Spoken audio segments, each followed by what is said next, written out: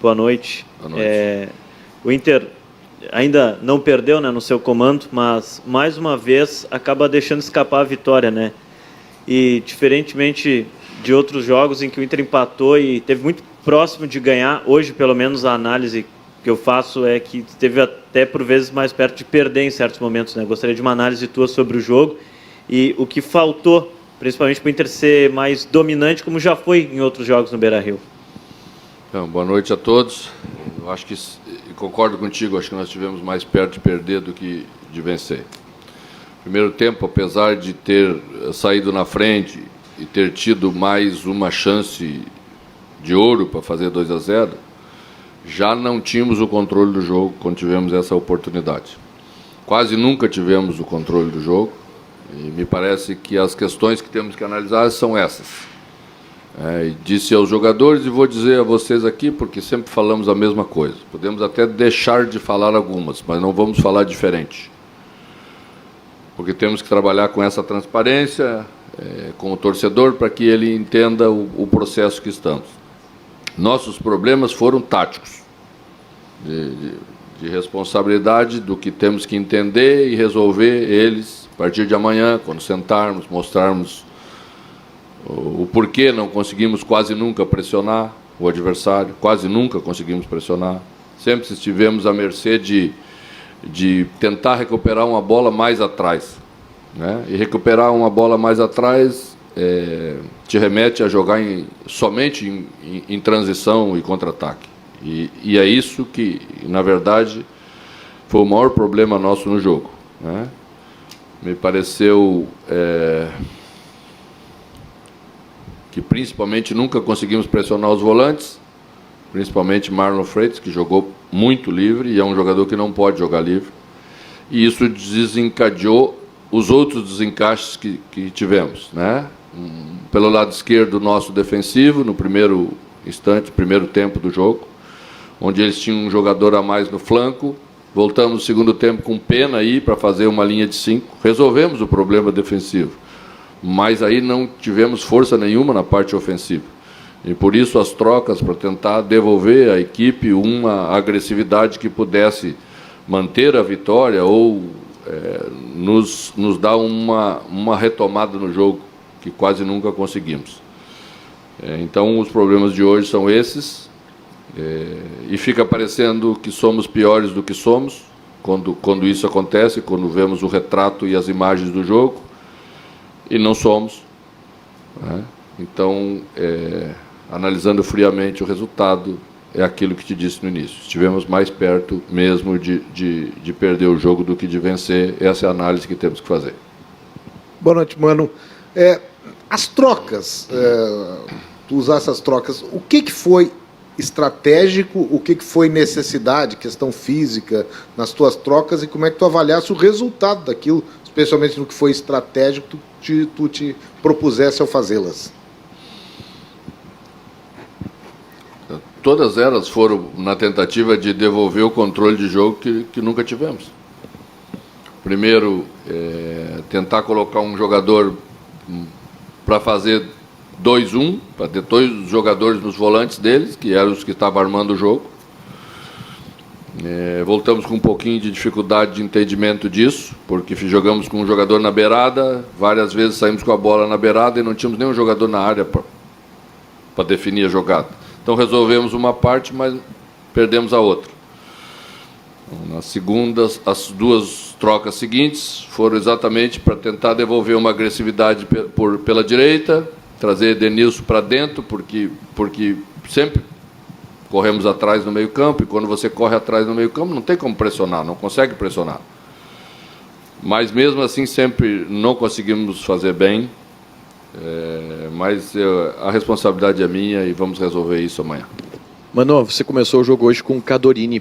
Eu queria que você explicasse se essa troca no time, ela foi observando alguma questão estratégica deste jogo, ou se foi também uma promessa sua de gestão, de dar oportunidade para todo mundo, e tu viu nesse jogo uma chance de dar oportunidade para o Cadorini, porque que ele começou jogando, e a tua avaliação sobre a partida dele? Não era em relação ao jogo especificamente, é em relação à nossa equipe.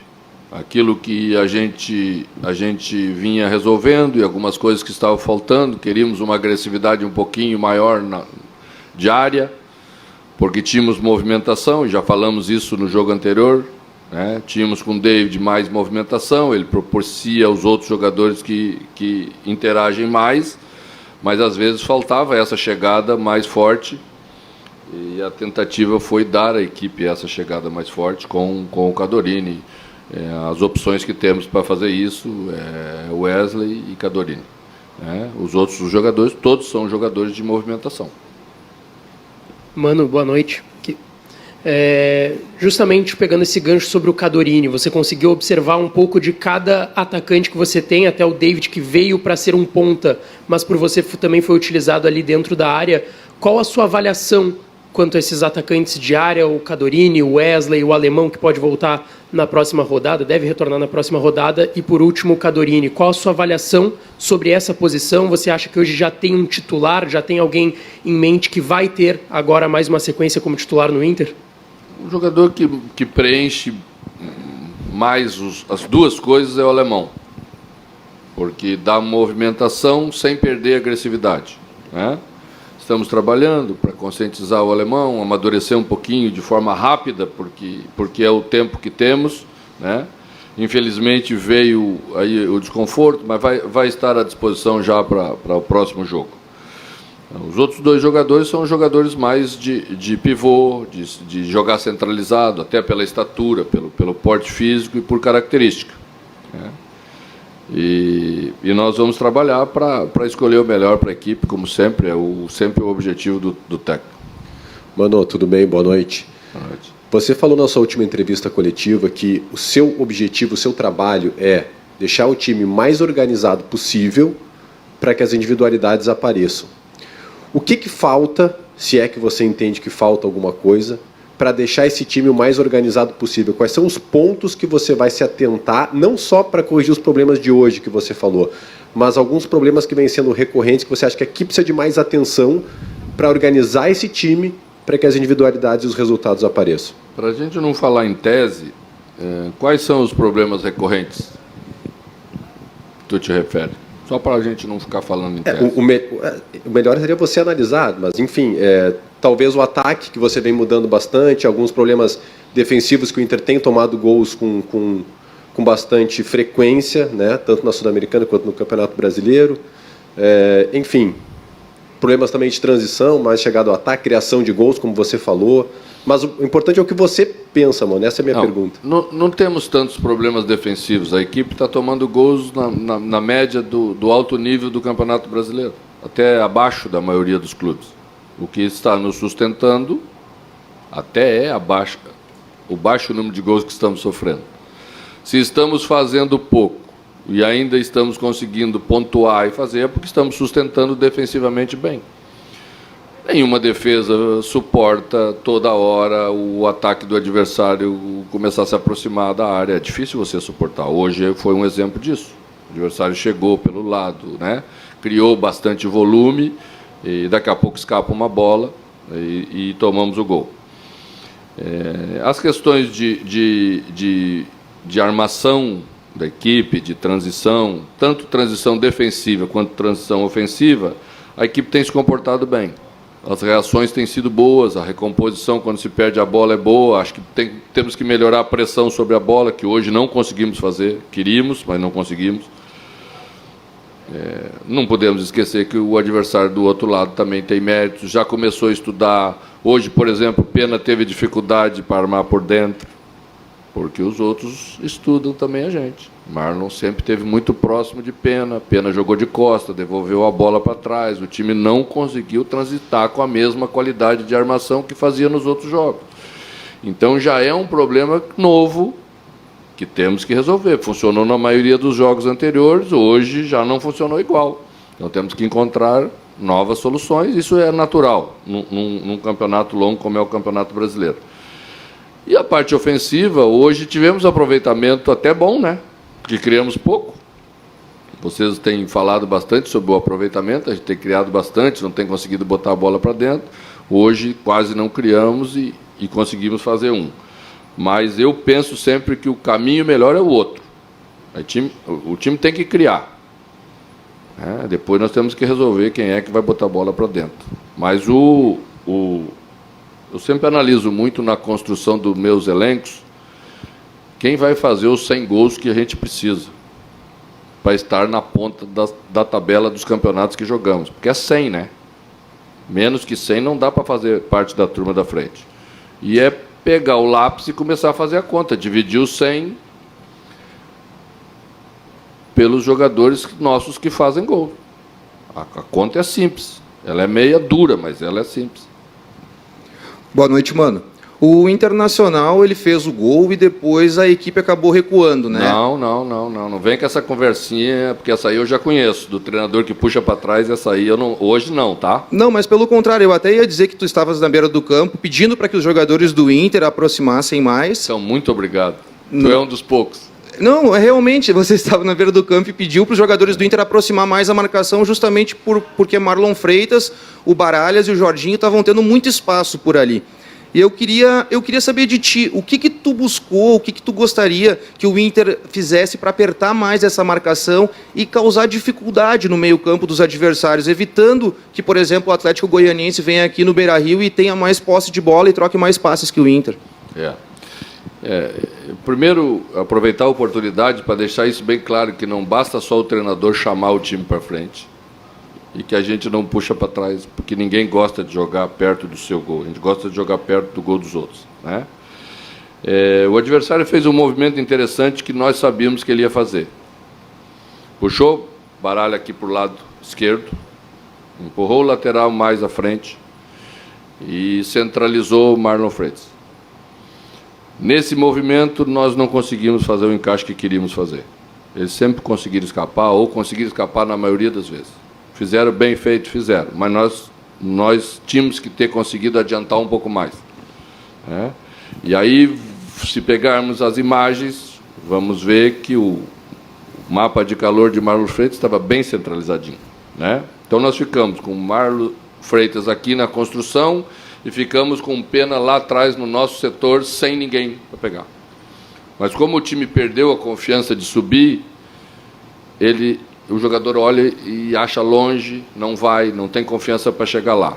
A gente ficou distante mesmo, e esse era o problema que nós tínhamos que resolver, e vamos resolver, porque isso pode acontecer novamente.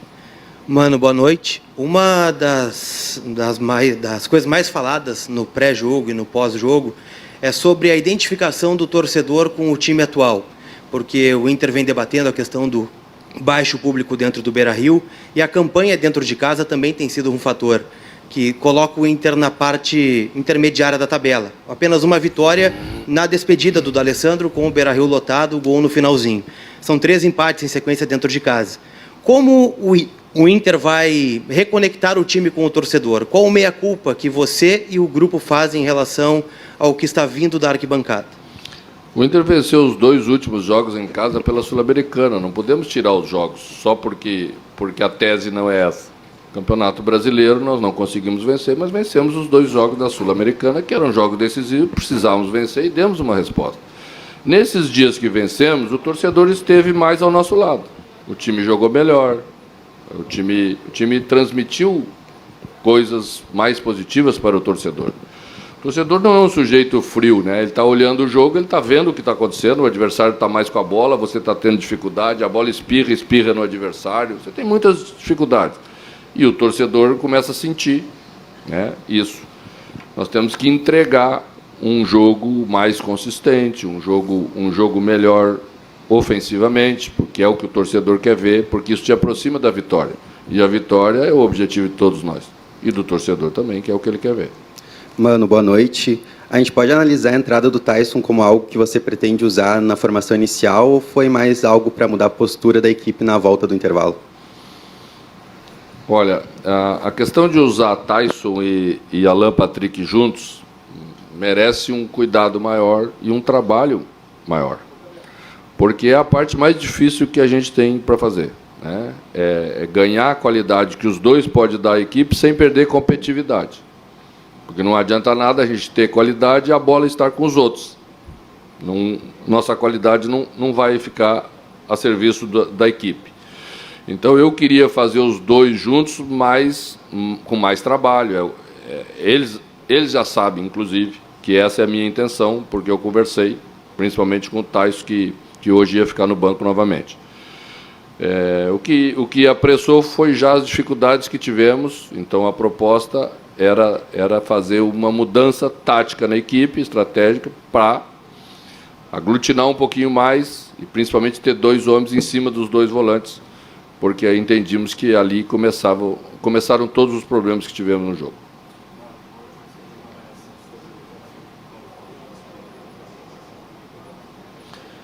Bom, sobre o Colo-Colo, é um adversário tradicional, um adversário forte, que penso até que preferiu jogar a Sul-Americana do que a Libertadores. Falo isso porque estive para ir para lá e a intenção, já havíamos conversado isso há 2 anos atrás, e ouvi de um dirigente de lá que era melhor, era mais provável, que ficando em terceiro tinha mais chance de jogar a Sul-Americana. Então vamos ter um adversário forte que está se aglutinando e se preparando para jogar a Sul-Americana. E temos um agravante, né? Eles podem contratar e a gente não pode, porque se estabeleceu uma diferença aí nas janelas nos países. Nós adiantamos a determinação da FIFA e começamos a cumprir antes. Eles não. Então, como vocês estão vendo, outros países também para a Libertadores estão falando em contratar e o Colo-Colo também está falando em contratar 3 jogadores. Isso, para mim, estabelece uma disparidade técnica e isso não poderia ser permitido pela Conmebol, que é quem deveria organizar tudo isso aí na Sul-América. Então, mas temos equipe, vamos enfrentá-los, vamos nos preparar, vamos melhorar até lá. Temos aí 6 jogos de Campeonato Brasileiros, né? E eles servirão para a gente chegar numa condição de competir pela vaga para as quartas de final, que é o nosso objetivo.